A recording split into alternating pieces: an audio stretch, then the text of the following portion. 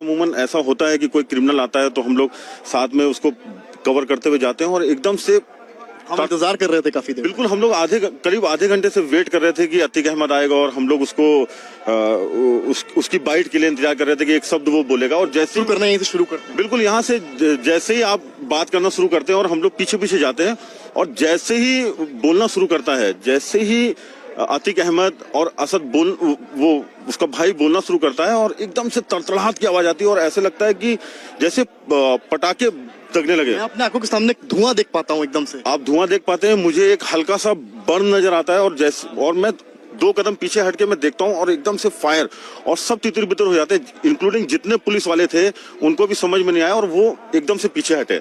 जब वो पीछे हटे, मैं अपनी पोजीशन पे था, मैंने कैमरा वो स्टैटिक रखा और मैं ये पूरी कोशिश कर रहा था कि जो भी कुछ हो रहा है वो कैमरे में। नीरज, आपसे एक सवाल मेरा ये है कि पोजीशन क्या थी, ये सवाल आ रहा है, पोजीशन क्या थी उनकी, यानी कि जो गोलियां चली हैं, आप क्योंकि कैमरे से देख रहे थे, आपने सबसे बारीकी से देखा है, तीनों जो शूटर्स उनकी पोजीशन क्या थी? देखिए, अतीक अहमद और असद हमारे सामने थे, उसका भाई हमारे सामने था और बगल से एक पिस्टल आती है और अतीक अहमद के पहले सर पे फायर लगता है।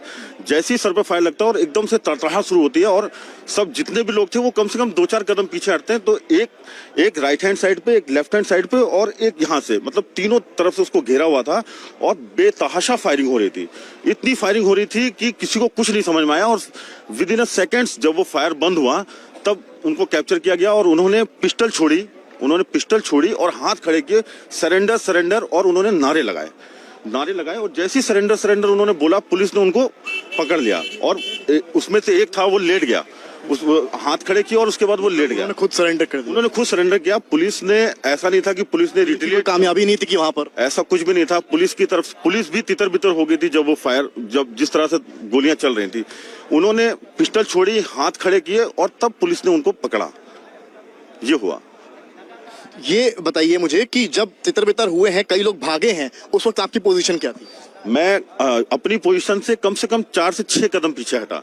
4 से 6 कदम। आपकी खरोच भी आई है? मेरे को एक फायर बर्न थोड़ा सा हुआ है। खरोच मेरे कैमरामैन को भी आई है, क्योंकि कैमरा पकड़े थे, उनका ध्यान इस पर था कि वो आज तक के लिए एक बेस्ट फ्रेम तैयार कर सकें, विजुअल कैप्चर कर सकें। अपनी बात जारी रखिए। जब मैं 4-6 कदम पीछे हटा और वो तीनों लोग मेरे फ्रेम में नजर आने लगे जो फायर कर रहे थे, मैंने अपनी जगह को होल्ड किया और वहीं से मैंने पूरा जो मुझे लगता था कि जो बेस्ट हो सकता है अपने आप को और उसको सेव करते हुए मैंने वहां से वो फ्रेम बनाया और वो मुझे लगता है कि आपके जरिए आज तक पहली तस्वीर दिखा पाया जिस वक्त ये शूट आउट हुआ है। हम ही इकलौते चैनल थे जिन्होंने लाइव वहां पर।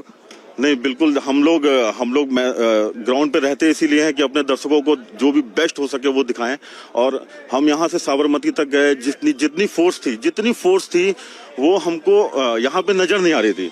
सवाल ये है कि जहां पर स्पॉट है वो कैमरा पड़ा हुआ है और एक माइक दिख रहा है और ये बताया पुलिस ने है कि ये उन्हीं लोग का था, वो पत्रकार के वेश में आए थे। तो कुछ अंदाजा आपको लगा था बॉडी लैंग्वेज से कि कोई इस तरह से अपने साथियों में आ जाए? नहीं, ऐसा कुछ नहीं था। 4-6 चैनल थे और कुछ लोकल के थे जिनको हम जब से इलाहाबाद में मैं कवर करने आता हूँ, जिनको मैं देखता रहता हूँ। मुझे बिल्कुल अंदाजा नहीं था कि कोई ऐसा व्यक्ति होगा और ये सही बात है कि एक कैमरा और एक आईडी पड़ी है जिसको कोई क्लेम नहीं कर रहा है कि वो मेरा है, तो ये अंदाजा लगाया जा सकता है कि हो सकता है कि वो उसी भेष में आए हों, लेकिन ये पुख्ता तौर पे नहीं कहा जा सकता है कि वो पत्रकार के भेष में। मेरे वहां पर रोंगटे खड़े हो गए थे क्योंकि जिस वक्त शूट आउट हुआ है, आपकी मनोस्थिति क्या थी दिमागी तौर पर? आप उस वक्त क्या सोच रहे हैं? मुझे लगता है कि वो 30-35 सेकंड जो गोली की तड़तड़ाहट थी वो मुझे समझ में नहीं आ रहा था कि ये हुआ क्या है।